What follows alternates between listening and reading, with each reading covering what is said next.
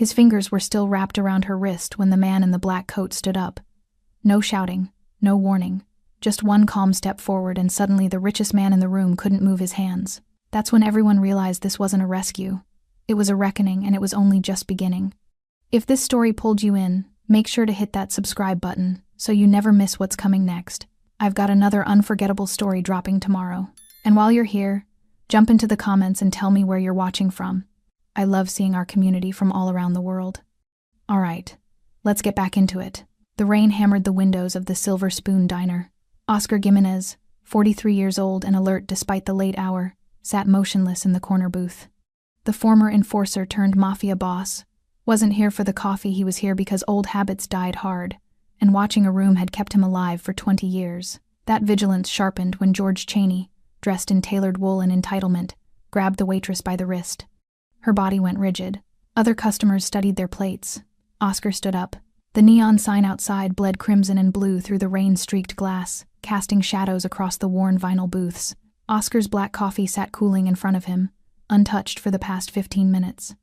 His tattooed fingers, ink that crawled up from his knuckles and disappeared into the cuffs of his dark coat, rested flat against the table. The serpent coiled around his neck was barely visible in the dim light, a reminder of decisions made and prices paid. He'd been watching the room with practiced detachment, the truck driver nursing coffee at the counter, the exhausted nurse 2 booths down, still in scrubs, the college kid pretending to study while fighting sleep, and the waitress Jennifer, according to her name tag, moving through the fluorescent space with careful efficiency.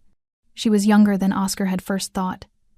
Late 20s maybe, with dark hair pulled back from a face that had learned not to show too much. Her yellow uniform was clean but worn at the seams, and she moved with the kind of precision that came from years of navigating tight spaces and demanding customers. Oscar had noticed her before during his late-night visits.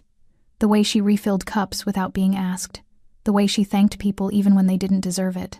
The way her shoulders tensed when certain types of men walked through the door. Men like George Cheney.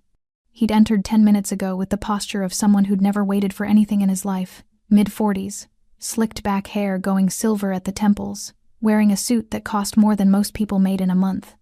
The expensive cologne reached Oscar's booth before the man did, cutting through the smell of burnt coffee and fry grease. George had taken a booth near the window, spreading out like he owned the place. When Jennifer approached with the coffee pot, Oscar saw her body language shift, shoulders back, chin up, professional smile locked in place. "Just coffee," George had said, not looking at her. She'd poured, turned to leave. His hand shot out. "Not so fast, sweetheart." The grab was quick but deliberate. Fingers circling her wrist, thumb pressing into the soft flesh of her inner arm. Jennifer's free hand tightened on the coffee pot, her knuckles going white. Her professional smile flickered. "Sir, I need to... I'm talking to you." George's voice was low, intimate, the kind of quiet that demanded attention. "You've been ignoring me all night. That's not very friendly." Oscar's jaw tightened. The truck driver at the counter found something fascinating about his eggs. The nurse stared at her phone. The college kid hunched lower over his textbook. Jennifer's eyes darted around the room, looking for help that wasn't coming. "Sir, please let go." "When I'm ready." George leaned in, still holding her wrist. "You know what your problem is? No respect for customers who keep this dump in business." Oscar set his coffee cup down. The ceramic clinked against the saucer, sharp in the sudden silence. George glanced up, irritated. His eyes found Oscar, the tattoos, the long dark coat, the posture of someone who didn't need to puff up to fill space. For a moment, something flickered across George's face. Calculation, dismissal. He turned back to Jennifer. "As I was saying," the booth creaked as Oscar stood. He moved with deliberate calm, no rush, no theatrics. 3 decades in organized crime had taught him that real power never announced itself. It simply was. His footsteps were measured, unhurried. 6 steps to close the distance. George's grip on Jennifer's wrist tightened reflexively. Oscar stopped beside their booth, looking down at where George's fingers dug into Jennifer's skin. When he spoke, his voice carried the weight of absolute certainty. Let her go. Not a request, not a threat. A statement of fact about what would happen next. George's eyes narrowed. "This doesn't concern you. It does now." The air in the diner shifted. The truck driver's fork stopped halfway to his mouth. The nurse's thumb hovered over her phone screen. Even the fluorescent lights seemed to hum with tension. Jennifer stood frozen, coffee pot trembling in her grip, caught between Oscar and George like a pawn between kings. George released her wrist with exaggerated slowness, making it clear the choice was his. Happy? Oscar said nothing. His dark eyes, calm, patient, and utterly uncompromising, stayed locked on George's face. Jennifer stepped back, rubbing her wrist. I'll get the manager. Don't. Oscar's gaze never left George. He's leaving. George laughed, the sound brittle and sharp. You have any idea who I am? No. George Cheney. I own half the commercial real estate in this district, including this building. He stood, buttoning his suit jacket with practiced precision. So maybe you should think carefully about. Oscar moved.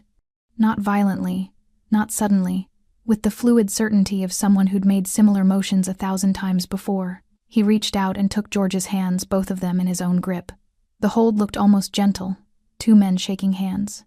But George's face drained of color as Oscar's fingers found pressure points, locking the joints in place. Oscar pulled George close, their faces inches apart. When he spoke, his voice dropped to a register only George could hear. Touch her again, and you'll learn what real consequences feel like. The intimacy of the moment was worse than any shove or shout. George's breath came fast, shallow. His eyes darted sideways, looking for witnesses, for help, for anything that might restore the balance of power. Oscar held him there for 3 more seconds, then released him. George stumbled back, catching himself against the booth. His hands shook as he smoothed his jacket. The expensive fabric suddenly looked wrong on him, like costume jewelry exposed under harsh light. You have no idea what you just... I know exactly. Oscar's voice remained steady, patient. Leave. George's mouth worked, forming words that wouldn't come. His face flushed red, then pale. Finally, he grabbed his coat and walked toward the door with as much dignity as he could salvage. At the threshold, he turned back. This isn't over, the door chimed as he left, rain swallowing him into the neon-soaked night. Oscar returned to his booth as if nothing had happened, sat down, picked up his coffee. The diner exhaled collectively. The truck driver resumed eating. The nurse went back to her phone. Normal sounds filtered back: the hiss of the grill, the clink of dishes, the relentless drumming of rain.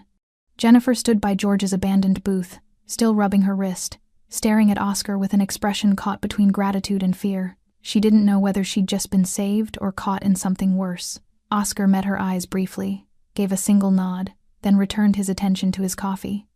Outside, the rain continued. The neon lights bled their colors into the darkness, and somewhere in the wet streets beyond, George Cheney was already planning his response. Oscar Gimenez had killed his first man at 19. The memory sat in his mind like a photograph. He couldn't discard the weight of the gun, the sound it made, the way the body fell. Not the dramatized violence of movies, but the quiet, irreversible finality of it. He'd thrown up afterward in an alley, hands shaking so badly he couldn't light a cigarette. 24 years later, sitting in the Silver Spoon diner with cold coffee and rain-streaked windows, he could still feel the ghost of that shake in his fingers. He'd learned something that night in the alley. Violence was easy. Control was hard. The diner had returned to its illusion of normalcy. Dishes clinked. The grill hissed. The truck driver paid his check and left without making eye contact, but Oscar could feel the residual tension in the air, the way prey animals sense a predator even after it stops moving. Jennifer stood near the coffee station, pretending to organize sugar packets while stealing glances at him. Her hands moved mechanically: straighten, stack, straighten, stack, but her mind was clearly elsewhere. Oscar understood the look. He'd seen it before in different contexts, different faces. The uncertainty of someone trying to calculate whether they'd been saved or simply witnessed something they shouldn't have. He took a slow sip of his coffee, letting the bitter cold slide down his throat. The taste matched his mood: acrid, unsatisfying, necessary. Control the chaos, or the chaos controls you. His uncle Raphael had taught him that. Not in some dramatic moment, but over breakfast in a kitchen that smelled like cigarettes and espresso. Raphael, who'd run 3 neighborhoods with an iron fist wrapped in velvet, who died in his sleep at 73 with a rosary in his hands and every debt settled. Violence is a tool, Oscar, like a hammer. You use it to build or you use it to destroy, but you never swing it wild. The moment you lose control, you lose everything. Oscar had been 15, fresh from a street fight where he'd broken another kid's jaw over a stolen jacket. He'd felt powerful in that moment, untouchable. Raphael had looked at him with disappointment that cut deeper than any punishment. You think you won? You lost. You let him make you angry. Anger makes you stupid, and stupid gets you killed or caged. Remember this. The man who controls his temper controls the situation. Always. The lesson had taken years to truly absorb. Years of watching Raphael negotiate disputes that could have turned bloody. Years of seeing how quiet authority accomplished more than loud threats. Years of understanding that the most dangerous people in the room were often the calmest. By the time Oscar was 25, he'd internalized the code. By 30, he was enforcing it. By 40, he'd built an organization that ran on those principles: discipline over impulse, strategy over emotion, respect over fear. But there were lines. Non-negotiable boundaries written in something deeper than rules. The powerful never prey on the powerless. Not in his presence. Not ever. He'd learned that lesson differently. Not from Raphael, but from his mother. Elena Gimenez had worked 3 jobs to keep Oscar and his sister fed after their father disappeared. She'd cleaned houses during the day, waited tables at night, taken in sewing on weekends. Oscar remembered her hands perpetually raw, knuckles cracked, fingers moving with exhausted precision over fabric and dishes and mops. He remembered the men who'd assumed her desperation made her available. The manager who'd suggested certain favors might help with her hours. The landlord who'd let himself into their apartment with a bottle of wine and presumption. The customer who'd cornered her in a hallway and whispered promises wrapped in threats. She'd never told Oscar about them directly. He'd learned by listening through thin walls, by seeing her shoulders slump after certain shifts, by the way she'd started carrying a kitchen knife in her purse. At 16, he'd put 2 of those men in the hospital. Raphael had been furious not at the violence but at the lack of control. You think you protected her? You painted a target on your back. On hers. Think, boy. Think 3 moves ahead. But later, after the lecture, Raphael had pulled him aside. His voice had been different then, softer, carrying something that might have been approval. The reason matters, Oscar. Always remember why you move. Some lines, once crossed, demand an answer, but make sure the answer fits the question. Proportionate, precise, no collateral damage. Oscar had built his life on that balance. Controlled force applied at exact points of leverage. Never more than necessary. Never less than effective. Tonight, watching George Chaney's hand on Jennifer's wrist, he'd felt that old familiar calculation click into place. Not rage, not heroism, just the cold, mathematical certainty that this situation required intervention. The hands had been deliberate. No bruising grip, no dislocation, just pressure points that immobilized without injury. The proximity had been psychological, forcing George to confront the reality that money didn't make him untouchable, that there were still consequences he couldn't purchase his way out of. 11 seconds of contact. No more, no less. Proportionate, precise, controlled. But George's face, at the end, the flush of humiliation, the promise of retaliation told Oscar this wasn't finished. Men like George didn't absorb lessons. They nursed grudges and called lawyers. Oscar had expected that. Planned for it, even. Jennifer finally approached his booth, coffee pot in hand. Her movements were careful, professional, but he could see the tremor in her grip. Would you like a refill? Please. She poured, her eyes fixed on the cup. I don't know if I should thank you or apologize. Neither. He's going to come back, or send someone. Her voice dropped to a whisper. He owns half this district. The manager won't protect me. Nobody will. Oscar met her eyes. They were dark brown, exhausted, and far too familiar with disappointment. Then quit. She laughed, the sound bitter. And work where? This is the 3rd diner I've tried. He has friends everywhere. Or lawyers. Or... She stopped, realizing she was talking to a stranger. Sorry, not your problem. Oscar considered her for a long moment. The yellow uniform, the tired eyes, the way she held herself like someone braced for the next hit, his mother's hands, cracked and raw. What's your name? Jennifer. Jennifer Coates. Jennifer. He kept his voice level. Matter of fact. Go home tonight. Come back tomorrow. Work your shift. If he returns, call the police. The police? She almost laughed again. You think they'll... Call them anyway. Create a record. Document everything. She stared at him. Confusion replacing fear. Why do you care? Oscar finished his coffee and stood, laying a 20 on the table for a $3 check. Because some lines shouldn't be crossed. And because you deserve better than learning to accept less. He walked toward the door, long coat shifting around him. "Wait," Jennifer called after him. "What's your name?" Oscar paused at the threshold, rain and neon spilling in from the street. He didn't turn around. "Just a customer," the door chimed as he left, swallowing him into the wet darkness. Behind him, Jennifer stood holding the $20 bill, feeling for the first time in years that maybe silence wasn't the only option. She had no idea that Oscar Gimenez was already 3 moves ahead, or that George Chaney had just made the worst miscalculation of his life. Jennifer's hands didn't stop shaking until she reached her apartment at 2:47 a.m. The building was one of those structures that pretended to be nicer than it was, fresh paint over water damage, new locks on doors that didn't quite hang straight. 4th floor, no elevator, rent that consumed 58% of her monthly income before utilities. She locked the door behind her, then checked it again, then a third time. The $20 bill sat in her apron pocket like evidence of something she couldn't quite name. She pulled it out, smoothed it against her kitchen counter, stared at it as if the faded face of Andrew Jackson might explain what had just happened. Just a customer. Jennifer had been serving customers for 9 years. She knew what just a customer looked like. They didn't move like Oscar Gimenez had moved, with that precise, economical certainty that made violence look like choreography. They didn't speak with voices that turned commands into statements of fact, and they definitely didn't leave $20 for $3 coffee. She made chamomile tea she wouldn't drink and sat at the small table by her window, looking out at the rain-soaked street below. The neon from the bodega sign across the way painted her walls in cycling colors: red, green, red, green. Her wrist still ached where George Chaney had grabbed her. It wasn't the first time. That was the part that made her stomach turn. Not the shock of it, but the familiarity. Jennifer Coates had learned about silence when she was 23 years old, working her first real job after college. She'd graduated with a degree in social work, $47,000 in student loans, and enough optimism to fill the gap between what she'd expected from life and what life actually offered. The position had been at a nonprofit downtown case manager for at-risk youth, salary just barely enough to cover rent and loan payments if she didn't eat out or get sick or have any kind of life.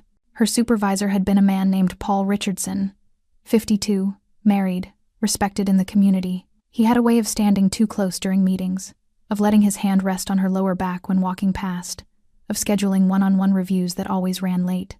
She'd told herself she was imagining it. Then she'd told herself it wasn't that bad. Then she'd told herself that jobs like this were hard to find, and student loans didn't care about her comfort level. The night he'd cornered her in the file room, she'd finally understood the difference between discomfort and danger. "You're so tense," he'd said, hands on her shoulders. "Let me help you relax." She'd pushed past him. Gone home. Spent 3 hours staring at her laptop screen, cursor blinking in the search bar. What to do if your boss harasses you. The answers had been clear. Document everything. Report to HR.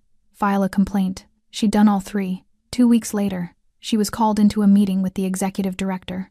Paul was there too, looking appropriately concerned.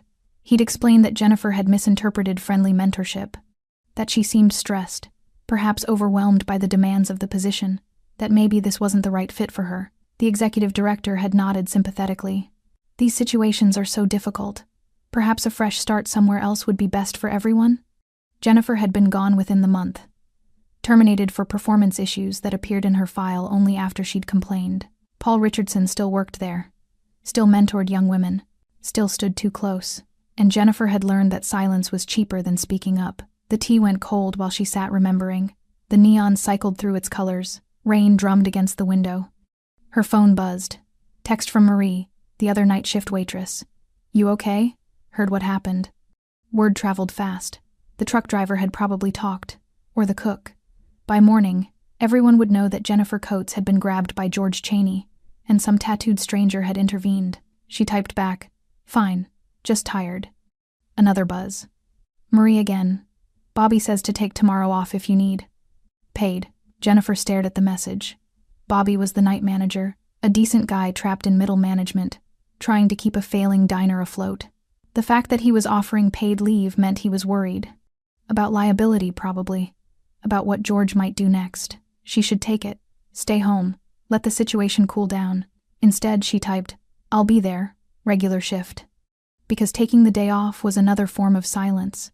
Another way of accepting that men like George Chaney got to decide when and where she existed. She thought about Oscar's words. Create a record. Document everything. Her laptop sat on the counter, closed. She opened it, the screen light harsh in the dark apartment, and pulled up a blank document. Her fingers hovered over the keys. Document everything. She began to type. Date: the 27th of December, 2025. Time: approximately 12:45 a.m. Location: Silver Spoon Diner. Incident: customer George Cheney grabbed my wrist and refused to release me when asked. He made inappropriate comments about my lack of respect and suggested I was ignoring him deliberately. Another customer intervened and Cheney left the premises. The words looked small on the screen. Inadequate. They didn't capture the feeling of his fingers digging into her skin, or the way her heart had hammered, or the shame of standing there while everyone else looked away. But they were something. A record. Evidence that this had happened. That she hadn't imagined it. That silence wasn't her only option. She saved the document, then opened her email and started a new message to the diner's corporate office. Her cursor blinked in the subject line. What did you even call this? Complaint? Incident report? Help? She settled on formal complaint, workplace safety concern. Professional, unemotional, the kind of language that might actually get read instead of deleted. She described the incident in careful, measured terms. No drama, no accusations she couldn't prove. Just facts.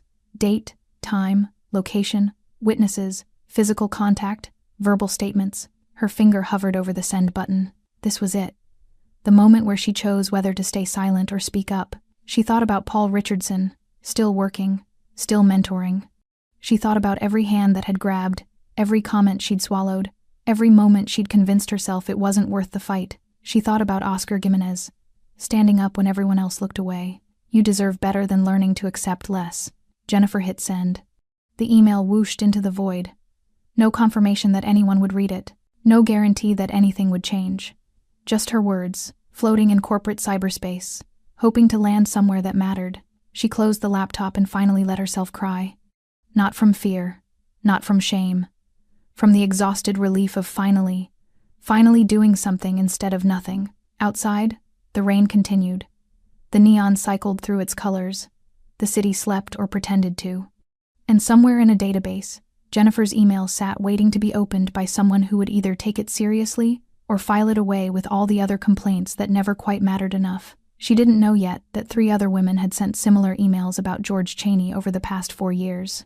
She didn't know that all 3 had been quietly settled with NDAs and money. She didn't know that this time, things would be different. Because this time, Oscar Gimenez was watching. George Cheney didn't go home after leaving the diner. He drove, fast at first, reckless, the kind of driving that came from rage looking for an outlet, then slower as the adrenaline burned off and calculation took over. By the time he pulled into the underground garage of his downtown high-rise, the humiliation had crystallized into something sharper: strategy. The elevator ride to the 32nd floor gave him time to smooth his hair, straighten his tie, rebuild the armor of control that the tattooed stranger had cracked. By the time he stepped into his apartment floor-to-ceiling windows overlooking the glittering city, furniture that cost more than most people's cars, his hands had stopped shaking. He poured himself 3 fingers of scotch, then poured it down the sink. Clear head.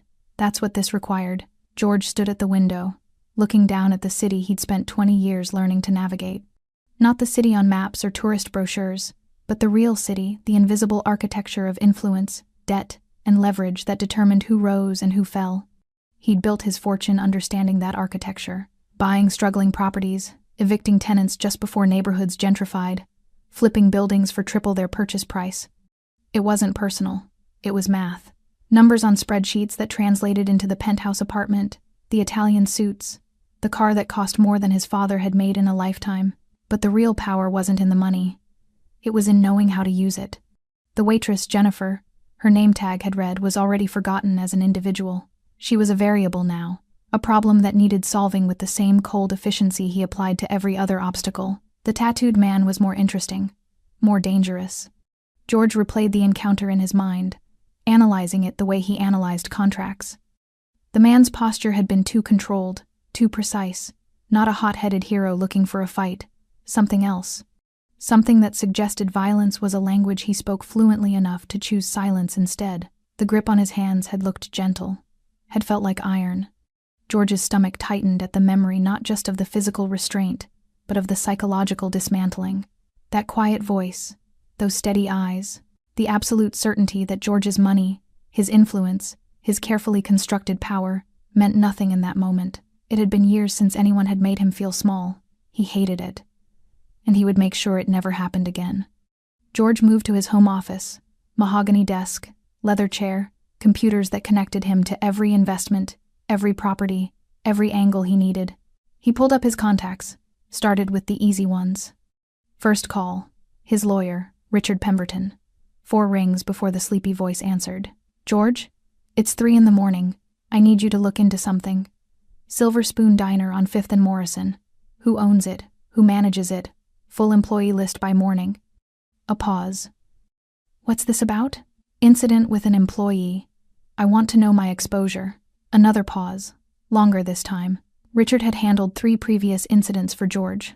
Settlements, NDAs, problems that disappeared for the right price. George, we've talked about this. These situations keep happening and you keep fixing them. That's what I pay you for. Have the information by 8 a.m. He hung up before Richard could lecture him about patterns and liability. Second call. Mitchell Torres, property manager for his commercial holdings. This one went to voicemail. Mitchell, it's George. The diner on 5th and Morrison, I want to review the lease. Find out when it's up for renewal and what our options are for non-renewal. Also, employee files. Particularly anyone working night shift. Call me. Third call. Harold Vance, private investigator. Former cop, current contractor for people who needed information quietly. This one answered on the first ring. Mr. Cheney. Harold, I need you to look into someone. Male, early 40s, heavily tattooed, neck, hands, dark coat, probably 6'1", 6'2", was at the Silver Spoon Diner tonight around 12:45 a.m. Description's pretty vague, then check their security footage. I need to know who he is, where he works, what leverage exists. This is going to cost. I don't care what it costs. I want to know who I'm dealing with. He hung up and made 2 more calls. One to his business partner about pulling a city contract renewal. One to a councilman he'd donated to about zoning issues on 5th and Morrison. Not threats, just questions. Just reminders that George Cheney had long reach and longer memory. By 3:47 a.m., he'd set 6 different levers in motion.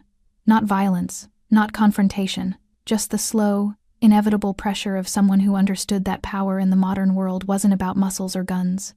It was about knowing which buttons to push and having the patience to push them all. George finally sat down, exhaustion creeping in at the edges. He looked at his reflection in the darkened window, expensive suit, silver hair, face that had learned to project authority in every boardroom and negotiation.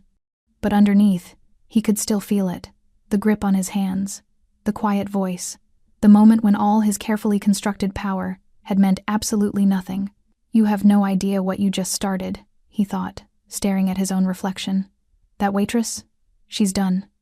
And you, whoever you are, you just made an enemy who knows how to destroy people without ever raising his voice.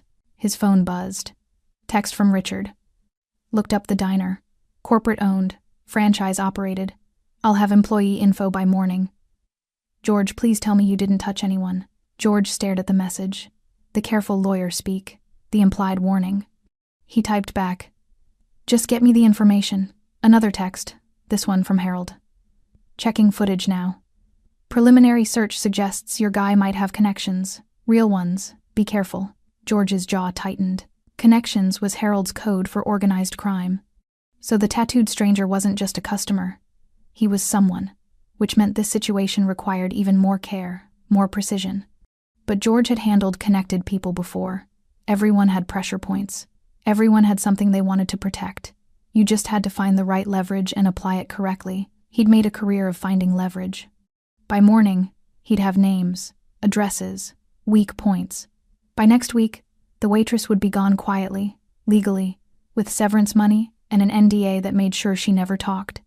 And the tattooed stranger? George would decide that once he knew what he was dealing with, maybe a warning through proper channels, maybe a business complication, maybe just a long memory and patient revenge. That was the thing about power. Real power didn't need to announce itself. It just waited for the right moment and then crushed you so thoroughly you never even saw it coming. George finally allowed himself a smile. Cold, calculated. He'd been humiliated tonight. Embarrassed. Made to feel small in front of witnesses. But he'd had 20 years to perfect the art of making problems disappear. One tattooed stranger and a waitress who didn't know when to stay quiet, they'd disappear too. He just had to be patient. Outside his window, the city glittered with 1,000 lights, each one representing someone who thought they mattered. George had learned long ago that most of them were wrong. By morning, he'd start proving it again. Oscar Gimenez returned to the warehouse district at 3:15 a.m., his coat heavy with rain, his mind already calculating variables. The building didn't announce itself. No signs, no markings. Just a 3-story brick structure that had once housed textile manufacturing and now served purposes the city records didn't accurately reflect. Oscar owned it through a corporation that was owned by another corporation. Layers of legal distance that kept his name off anything that mattered. He took the service entrance, climbing stairs that echoed in the empty space, and emerged into what looked like a legitimate import-export office. Desks, computers, filing cabinets. During business hours, real employees did real work processing real shipments. But on the 3rd floor, behind a door that required 3 separate keys, was where Oscar actually conducted business. The room was sparse. A heavy wooden table, 6 chairs. A single window that overlooked the street below. No computers, those left trails. No phones, those could be tapped. Just paper, pens, and people who knew that words spoken here never left these walls. 2 men waited for him. Luis Cordero sat with his back to the wall, a habit formed during 15 years as Oscar's second-in-command. Early 50s, gray threading through his dark hair, hands that had built houses before they'd enforced territory. He looked up as Oscar entered. Trouble? Situation, Oscar corrected, hanging his wet coat on a hook. Different thing. The other man, younger, leaner, watched Oscar with the attentiveness of someone still proving himself. Tommy Ruiz, 28 years old, 3 years in the organization. Smart enough to listen more than he talked. Oscar sat at the head of the table. George Cheney, what do we know? Luis pulled a folder from his briefcase, the old-fashioned kind. Paper records that couldn't be hacked or traced. Real estate developer, 46 years old. Net worth estimated around $40 million, most of it in commercial properties. Politically connected, donated to the mayor's campaign. Sits on 2 city development boards. Criminal record? Clean.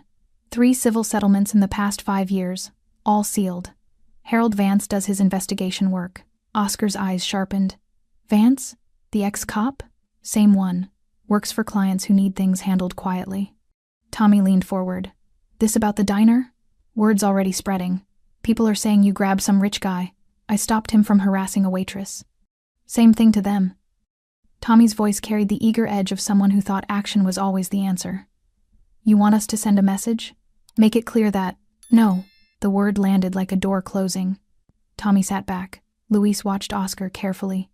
You planning something? I'm planning nothing. Nothing? Tommy couldn't hide his confusion. Boss, if we don't respond, it looks like what? Oscar's voice remained calm, but the question carried weight. Like we're weak? Because we didn't beat up a real estate developer in a public diner? Tommy had the good sense to stay quiet. Oscar continued, his tone educational rather than angry. George Cheney is connected, wealthy, and probably already making calls. He's used to making problems disappear with lawyers and money. What he's not used to is people who think 3 moves ahead. So what's the play? Luis asked. We do nothing. Luis nodded slowly, understanding. Tommy still looked confused. Oscar explained, patience in his voice. Cheney thinks power works one way through pressure, leverage, money. He's already setting things in motion. Lawyers, investigators, probably pulling strings on the diner's lease or the waitress's employment. And we just let him? Tommy's frustration leaked through. We watch, we gather information, and we wait for him to make a mistake. What if he doesn't? Oscar's smile was cold. Men like George Cheney always make mistakes. They can't help themselves. Their whole life is built on the belief that money makes them untouchable, so they keep pushing, keep escalating, until they push against something that doesn't move. Luis pulled out a pen. What do you need? Everything on Cheney. Properties, business partners, political connections. Also quietly check if there have been other incidents, other women, other complaints that disappeared. You think there are? Men who grab waitresses in public don't start there. They escalate to there. Which means there's a history. Tommy finally understood. You're building a case. I'm collecting information. What happens with it depends on what we find. Luis made notes. This is going to take time. And if Cheney moves against the waitress or the diner while we're Then we respond proportionately. But we don't initiate. We don't escalate. We observe. The organization's going to hear about this, Luis said carefully. They'll have questions about why you intervened. Oscar had expected this. His reputation was built on discipline and control. Personal involvement in a public incident wasn't his style, and people would wonder why he deviated. Tell them the truth. A customer was being harassed. I intervened minimally. The situation ended without violence. And if they ask why you care about some waitress? Oscar was quiet for a moment, his mind going to places he rarely let it wander. His mother's raw hands, Elena's exhausted face, the way she'd tried to hide the bruises from the landlord who'd gotten aggressive when she'd rejected his advances. Tell them I have standards, he said finally. And those standards apply everywhere, not just when it's convenient. Luis nodded, understanding more than Oscar had said. Tommy spoke up, his tone different now, genuinely curious rather than challenging. Boss, can I ask something? Go ahead. You could have just walked away. Most people would have. Why didn't you? Oscar considered the question. Not because he didn't know the answer, but because putting it into words meant exposing something he usually kept buried. Because walking away makes you complicit, and I've spent 20 years building something that operates by rules. Real rules, not the kind that bend when it's inconvenient. If I can't stand up for those rules in a diner at midnight, then what's the point of any of it? The room fell quiet. Rain drummed against the window. Luis closed his folder. I'll have preliminary information by tomorrow evening. Deep background will take longer. Take the time. Do it right. Tommy stood. Anything else? Yes. No one from our organization goes near the diner, the waitress, or George Chaney. We observe only. No contact. Understood? Both men nodded. After they left, Oscar sat alone in the quiet room, staring at the rain-streaked window. Somewhere out there, George Chaney was making moves, pulling strings, applying pressure. He probably felt in control right now, confident. That confidence would be his undoing. Oscar had learned long ago that the most dangerous move was often no move at all. Let your opponent overextend. Let them make mistakes. Let them reveal themselves fully before you respond. Patience wasn't weakness. It was discipline, and discipline always won in the end. He thought about Jennifer Coates, probably lying awake in her apartment right now, wondering if she'd made things worse by filing a complaint, wondering if standing up had been worth it. It will be, Oscar thought, just not yet. He stood, put on his wet coat, and left the building through the same entrance he'd used to arrive. By morning, George Chaney would have names and addresses, but Oscar already had something better: time and the patience to use it. Jennifer's email sat in the Silver Spoon Diner corporate inbox for exactly 11 hours before anyone opened it. Sandra Walsh, regional HR manager for Delmont Food Services, arrived at her desk Monday morning with a grande latte and the expectation of another routine day processing vacation requests and uniform orders. She had 83 unread emails. Jennifer's was number 47. Sandra clicked it open, skimmed the first paragraph, then read it again more carefully. Her coffee went cold while she pulled up Jennifer's employment file, incident report protocols, and the legal department's direct line. By 10:15 a.m., Jennifer received a response. We take all safety concerns seriously. An investigator will contact you within 48 hours. Please document any further incidents. Professional. Neutral. The kind of response Jennifer had expected: acknowledgement without commitment. She was refilling salt shakers during the lunch rush when her phone buzzed with a different kind of message. Unknown number. This is Rachel Kim. I saw your complaint about George Chaney. We need to talk. Jennifer's hand stilled on the salt shaker. She glanced around the diner, Bobby at the register, Maria working the other section, the cook visible through the kitchen window. Normal lunch chaos. She stepped into the break room and typed back, "Who is this?" The response came immediately. I worked at the Meridian Hotel downtown. Chaney was a regular. I filed a complaint 2 years ago. It went nowhere, but I kept records. Call me. A phone number followed. Jennifer stared at her screen, heart hammering. The break room suddenly felt too small, the walls pressing in. She'd thought she was alone in this. She'd thought, another buzz. Different unknown number. My name is Lisa Pearson. I was a hostess at Bella Vista Restaurant. George Chaney harassed me for 3 months before I quit. If you're building a case, I have emails. Jennifer's breath caught. Then another message. Emma Torres, executive assistant at Chaney Properties until last year. I signed an NDA, but I'll testify if it helps. What he did to you, he did to me. You're not alone. The phone wouldn't stop buzzing. 4 messages became 6. 6 became 9.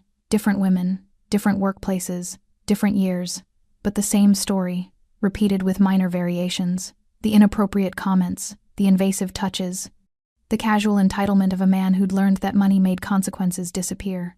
Jennifer slid down the break room wall, phone clutched in both hands, reading message after message from women she'd never met who somehow knew exactly what she'd experienced. Bobby knocked on the door. Jennifer, you okay? Your section's filling up. I need, her voice cracked. Give me 5 minutes. Take 10, Maria's covering. She heard his footsteps retreat and forced herself to breathe. In through the nose, out through the mouth, the way her therapist had taught her when panic attacks made the world feel impossible. But this wasn't panic.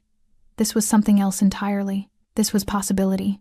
By 2:30 p.m., Jennifer had 13 messages from women who'd encountered George Chaney. By 4 p.m., she'd called Rachel Kim back. Rachel's voice was steady, professional. I'm a paralegal now. I know how these things work. Corporate complaints get buried. NDAs keep people silent, and men like Chaney keep doing what they've always done because the system protects them. So why are you reaching out? Jennifer asked. Because the system only works when people stay isolated, when we think we're alone. But you filed a public complaint with a corporation that has liability concerns. That changes the math. How did you even know about my complaint? I have a friend in HR at Delmont. She can't officially tell me anything, but she can accidentally forward emails to the wrong address. A pause. We've been watching Chaney for 2 years, Jennifer. Collecting stories, building a pattern. We just needed someone willing to go first without an NDA. Jennifer's throat tightened. So what? The test case? You're the crack in the dam. Rachel's voice softened. I know that's not fair. I know you didn't ask for this. But you did something the rest of us couldn't. You spoke up without signing your silence away. He's going to come after me. Probably. He's already made calls. My source says his lawyer requested your employee file this morning. But here's the thing. If we coordinate, if we all come forward together, it's not one waitress's word against a developer. It's a pattern. And patterns are harder to dismiss. Jennifer looked through the break room door at the diner beyond. The worn booths, the neon lights, the life she'd built from scraps and stubbornness. What do you need from me? Permission to share your complaint with the others. And a meeting, all of us together, this week. Where? Rachel gave her an address. A law office on the east side. Thursday at 7 p.m. Attorney named Margaret Reeves. She works with employment discrimination cases, pro bono when the cause is right. And you think this is the right cause? I think George Chaney has gotten away with this for at least 5 years that we know of, probably longer. I think he believes he's untouchable. And I think 13 women saying the same thing might finally prove him wrong. Jennifer's hand tightened on her phone. Okay, I'll be there. After they hung up, Jennifer sat in the break room for another minute, staring at her phone. 13 women, 13 stories, years of silence, finally finding voice. Her shift ended at 6. She worked mechanically, her mind elsewhere. When she finally clocked out, Bobby pulled her aside. Corporate called. Said an investigator will be here Wednesday to take your statement. Okay. Jennifer. Bobby's face was troubled. Be careful. Chaney's already making noise. Called the franchise owner. Asked about lease terms. That's not a coincidence. I know. You can still drop this. File a police report instead. Let them handle it. Jennifer thought about the women who'd messaged her. The ones who'd quit their jobs, signed NDAs, disappeared into silence because standing up felt impossible. No, she said. I can't. Bobby nodded slowly. Then watch your back. And if you need anything, witnesses, statements, whatever, you let me know.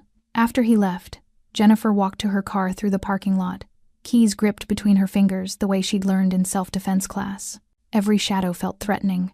Every engine starting made her flinch. But underneath the fear was something else. Something she hadn't felt in years. Hope. Not the naive kind that believed justice was automatic. The harder kind that understood justice required people willing to fight for it, even when fighting felt impossible. She got in her car, locked the doors, and sat for a moment in the silence. Her phone buzzed one more time. Unknown number. This is Oscar, the man from the diner. You don't know me, but I'm watching. Chaney will move against you. When he does, Document everything. You're not alone in this. Jennifer stared at the message. How did he get her number? How did he know what was happening? More importantly, why did he care? She typed back. Who are you? The response came 30 seconds later. Someone who thinks some lines shouldn't be crossed. Thursday at 7. East Side Law Office. I know about the meeting. Go. Listen. But be careful leaving. Cheney might have you followed. The message ended there. No explanation. No signature. Jennifer's hands trembled as she started her car. 13 women finding their voice. One mysterious man watching from the shadows. And George Cheney, somewhere in his penthouse, still confident that money could make this disappear. He had no idea the ground beneath him had already started to shift. George Cheney sat in his attorney's office at 9 a.m. Tuesday morning, listening to Richard Pemberton explain why this situation was different. 3 previous settlements, George. All sealed, all with NDAs. But this waitress, Jennifer Coates, she filed with corporate HR before you could offer money. That creates a paper trail we can't erase. George's jaw tightened. So make her withdraw it. It doesn't work that way. Once it's in their system, Delmont has liability exposure. They have to investigate or risk a lawsuit for negligent supervision. Then we settle. Same as before. Richard removed his glasses and rubbed his eyes. Did you hear what I just said? This isn't like the hotel incident or the restaurant. Those women came to us privately. This one went official first, and... He pulled up something on his tablet. She's not alone. George leaned forward. Explain. Harold's preliminary report came in this morning.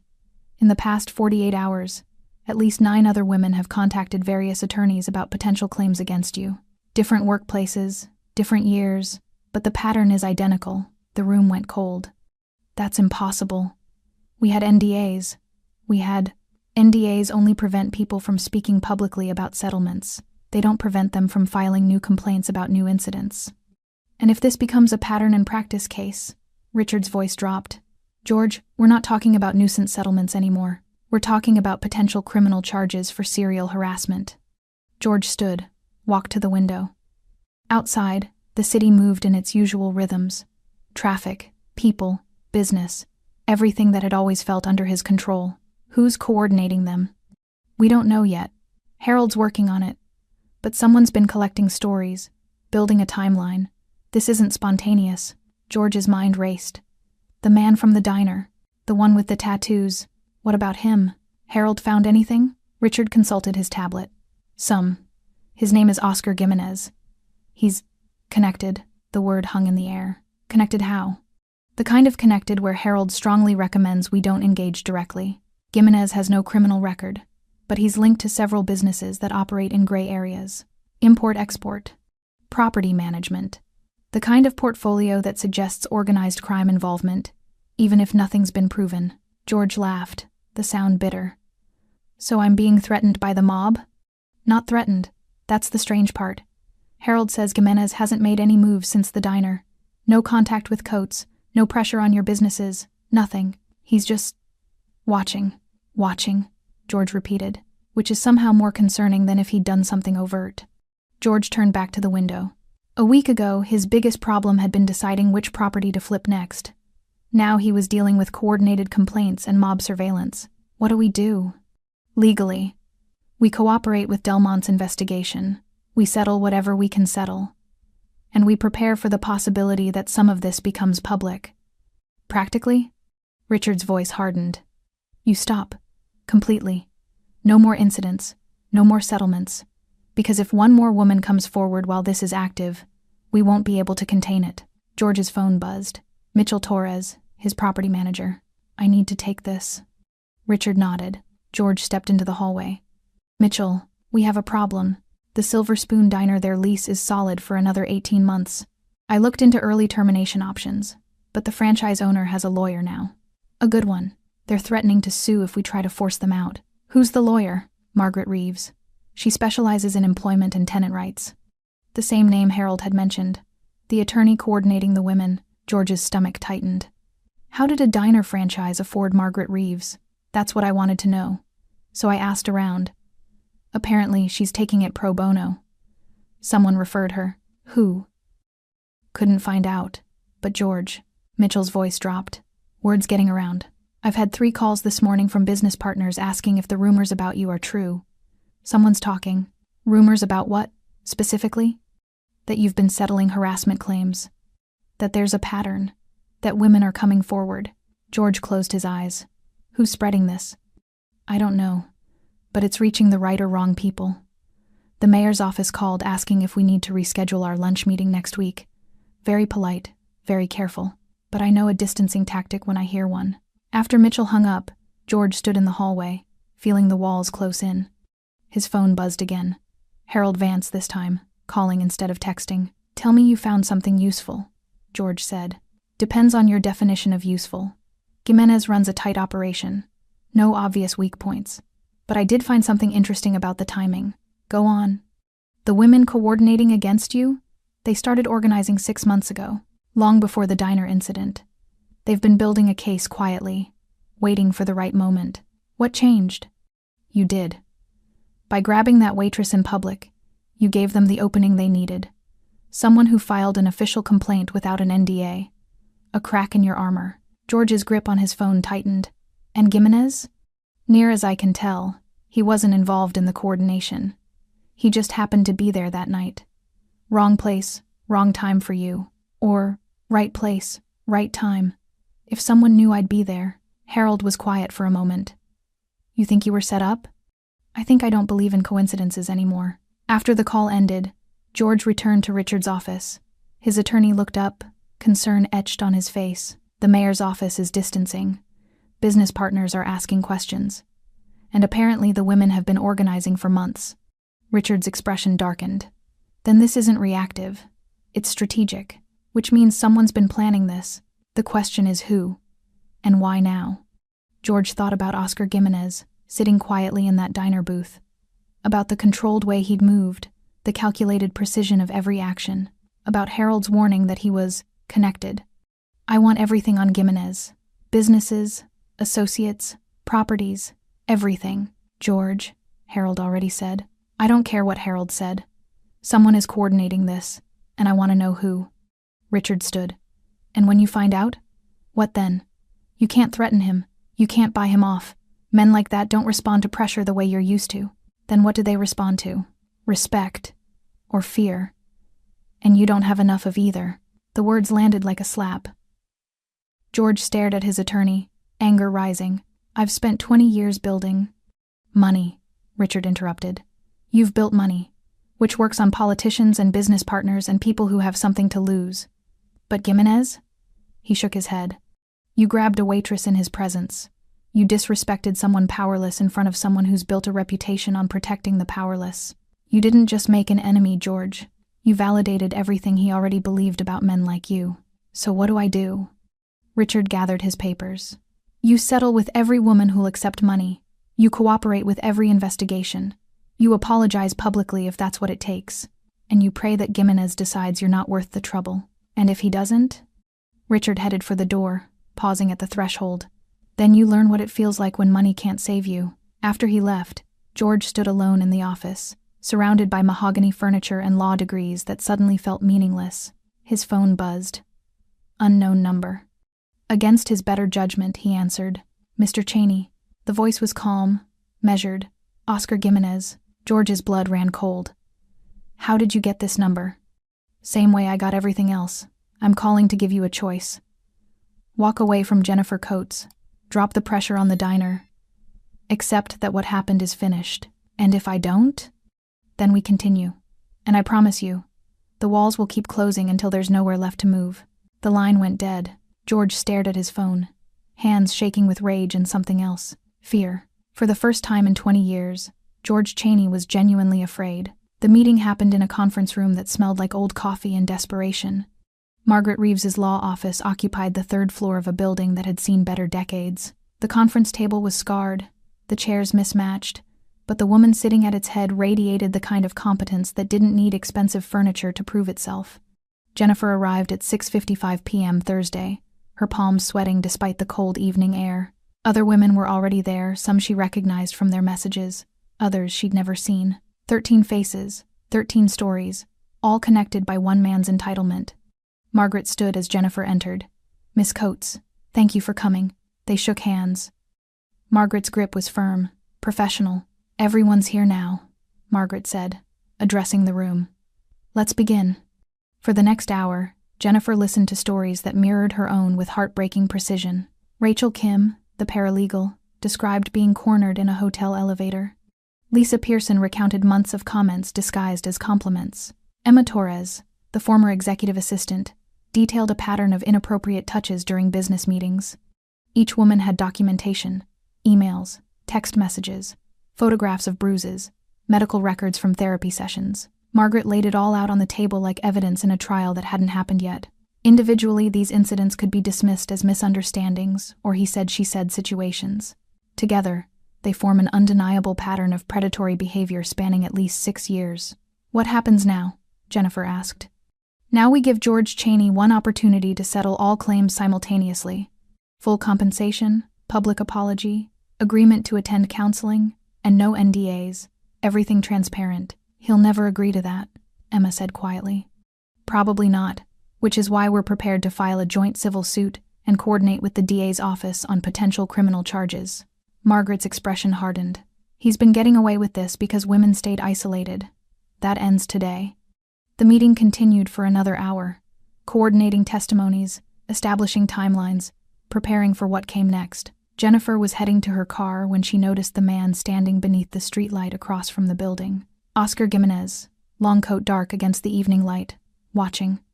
She crossed the street. You're following me. I'm making sure you get home safely. Chaney has someone watching the building. Jennifer glanced around, suddenly aware of every shadow. Where? Gray sedan, half block down. He's been there since you arrived. Her stomach tightened. What do I do? Nothing dramatic. Get in your car, drive home normally. I'll make sure he doesn't follow. Why are you doing this? Oscar met her eyes. Because men like Chaney think they can do whatever they want to people like you. Someone needs to prove them wrong. You're not just some customer, are you? No. Should I be afraid of you? Oscar considered the question. That depends. Do you prey on people weaker than you? Of course not. Then you have nothing to fear from me. Jennifer studied his face, the tattoos, the steady eyes, the calm that seemed unshakable. The lawyer, the other women finding each other.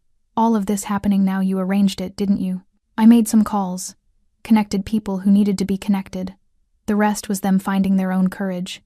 Why? Because I could. And because no one else was going to. Jennifer felt tears threatening. Thank you. Oscar nodded once, then stepped back into the shadows. Go home, Jennifer. Lock your doors. Tomorrow Chaney will make his decision. She drove home as instructed, checking her rearview mirror constantly.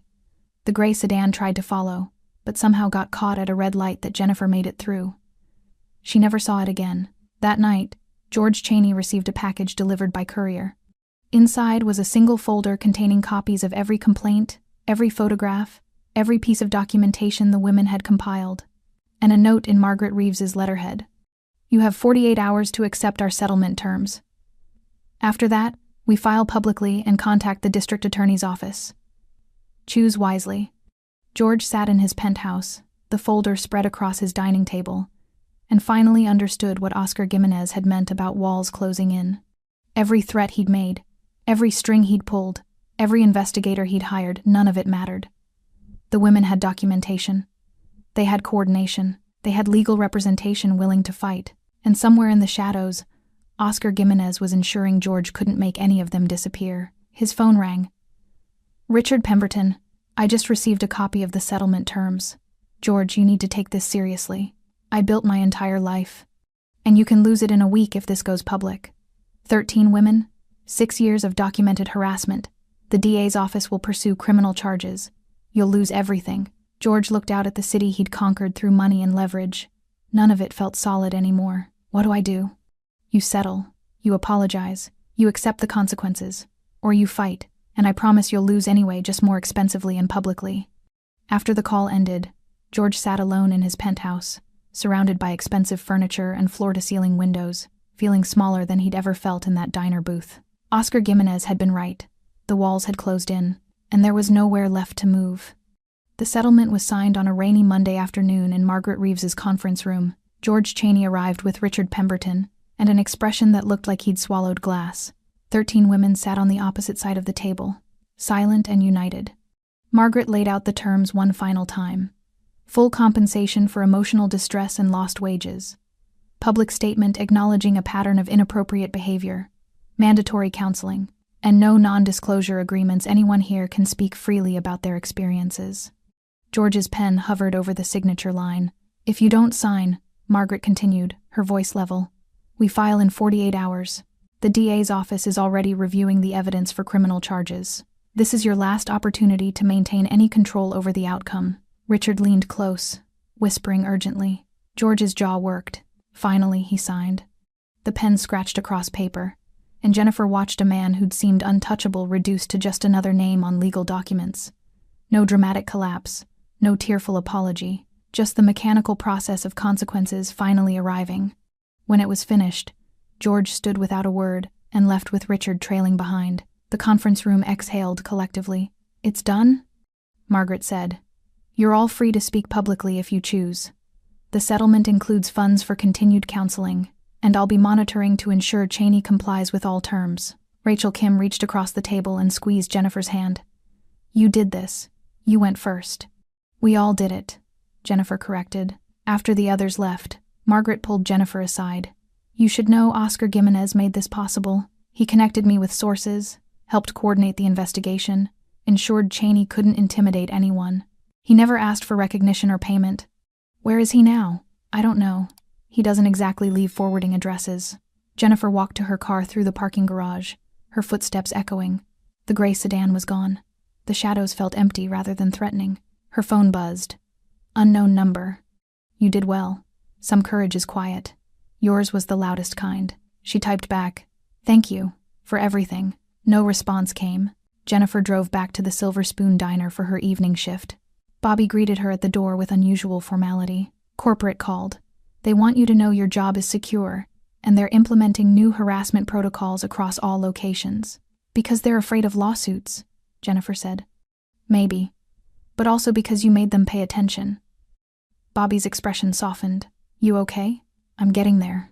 The shift was normal. Coffee refills, orders taken, plates cleared. But Jennifer moved differently now, shoulders back, voice steady. She'd learned something crucial. Silence was a choice, not a requirement. Near midnight, the door chimed. Jennifer looked up automatically. Oscar Gimenez stood in the doorway, rain dripping from his coat. Their eyes met across the diner. He gave a single nod. Acknowledgement, respect, goodbye. Jennifer nodded back. Oscar turned and walked back into the rain-soaked night.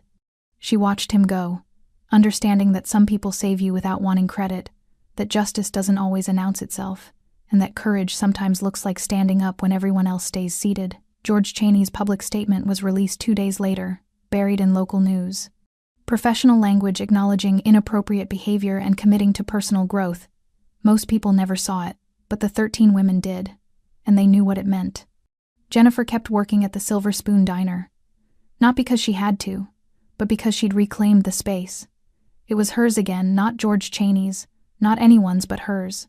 And sometimes, on quiet nights when rain drummed against the windows and neon lights bled through the glass, she thought about the tattooed man who'd stood up when no one else would. Rain returned to the city on a Saturday night, 3 months after the settlement. Oscar Gimenez sat in the same booth at the Silver Spoon Diner, same black coffee cooling in the same ceramic cup.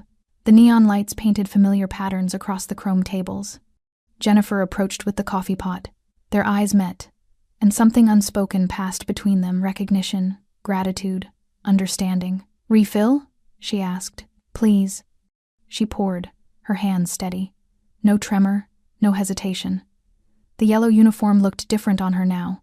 Or maybe she wore it differently. Quiet night, Oscar observed. They usually are this time. Jennifer set the pot down. Can I ask you something? Go ahead. Why did you really do it? All of it, not just that night, but everything after. Oscar looked out the rain-streaked window, considering his answer. My mother worked 3 jobs. Men like Chaney made her life harder because they could. I learned young that the world has 2 kinds of people, those who use power to take, and those who use it to protect. And you chose protect. I chose balance. Someone has to. Jennifer pulled out a chair and sat across from him, something she'd never have done before. The other women, the settlement, all of us finding our voices. That changed things. You changed things. I just made sure you had the space to do it. Is that what you do? Make space? Among other things, they sat in comfortable silence while rain drummed the windows. The diner hummed with its usual late-night sounds, the hiss of the grill, dishes clinking, tired conversation. He's gone, you know, Jennifer said. Cheney. Sold most of his properties, moved to another state. Word is no one wants to do business with him anymore. Oscar had heard. His network kept him informed. George Cheney had discovered that reputation, once destroyed, couldn't be bought back. And you? Oscar asked. How are you? Better. Therapy helps. Having people who believed me helps more. She paused. I'm enrolling in community college in January. Social work degree. Figured I might as well use what I learned. That's good. What about you? Do you ever stop watching for people who need help? Oscar smiled slightly. Old habits. Jennifer stood, picking up the coffee pot. Well, if you're going to keep watching, at least let me keep your coffee warm. Deal. She walked away to tend other tables, moving with confidence that hadn't existed 3 months ago. Oscar watched her work, satisfied with how the story had resolved, not perfectly. Cheney hadn't faced criminal charges. The settlement money couldn't undo years of harassment. But 13 women had found their voices, 1 man had faced consequences, and the balance had shifted even if only slightly. Oscar finished his coffee, left $20 on the table, and stood. Jennifer caught his eye from across the diner. She mouthed 2 words. Thank you. He nodded once and headed for the door. Outside, rain continued its relentless drumming. Neon lights reflected in puddles, painting the night in reds and blues. The city moved in its usual rhythms, indifferent, chaotic, alive. Oscar pulled his coat tighter and walked into the wet darkness, disappearing between buildings like smoke dispersing. Somewhere in the city, someone else needed help. Someone else was being pushed around by people who thought power meant permission. Someone else was learning that silence had costs, and Oscar Gimenez would be watching. Because justice didn't always wear a badge. Courage didn't always announce itself. Sometimes they just looked like one person standing up when everyone else stayed seated. The rain washed the streets clean. The neon lights continued their eternal cycle. And the Silver Spoon Diner remained open, a small pocket of warmth in the cold night. Inside, Jennifer Coates served coffee with steady hands and straight shoulders, no longer afraid. Outside, Oscar Gimenez walked alone through rain-soaked streets, a guardian in the shadows. And the city, indifferent and eternal, continued its restless dreaming. Thanks for staying with this story right till the final moment. You're the reason these stories come alive. If you're ready for another powerful journey, just tap the next video on your screen. And before you go, leave a quick comment and rate this story from 1 to 10. I'm excited to see your thoughts and connect with you down there.